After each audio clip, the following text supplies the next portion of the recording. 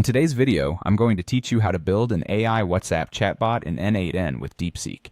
This walkthrough will guide you through each step, providing clarity and detailed explanations to ensure you can confidently set up this powerful tool. Let's start by opening n8n, the workflow automation tool we're using for this project. Once you've opened it, click on New Workflow to begin creating your chatbot.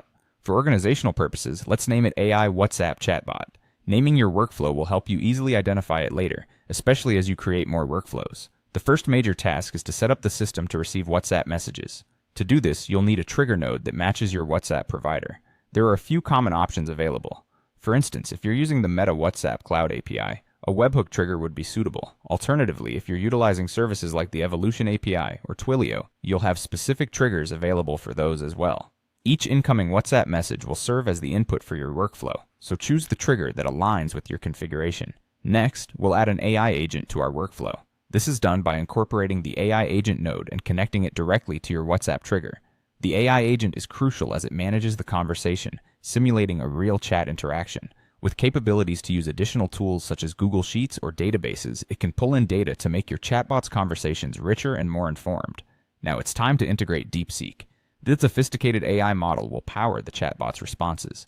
The recommended method is using the OpenAI chat model through your DeepSeek API credentials. You'll need to input these credentials, specifically using your DeepSeek API key and setting the base URL to https://api.deepseek.com. Then choose a supported model. Options include DeepSeek v4 Flash or DeepSeek v4 Pro. If your needs are geared towards reasoning, the DeepSeek Reasoner might be the right choice. But remember, it has certain limitations regarding tool calling.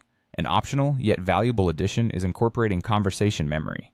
By linking a conversation memory node, your chatbot gains the ability to remember past exchanges. This feature significantly enhances user experience by allowing the bot to support follow-up questions, creating a more natural interaction. Finally, we focus on sending replies back to WhatsApp. To achieve this, add the node that corresponds with your particular provider. If you're working with Meta's API, you'll use an HTTP request node. For Evolution API users, the API. Send message node is appropriate, while Twilio users should opt for the send message node. You'll want to map the response from the AI agent to the outgoing message field in this node, ensuring the chatbot's replies are accurately delivered back to the user via WhatsApp. With these steps completed, you'll have a functional AI WhatsApp chatbot ready to interact with users seamlessly. Thank you for following along, and I hope you found this guide helpful in creating your own chatbot. Happy building!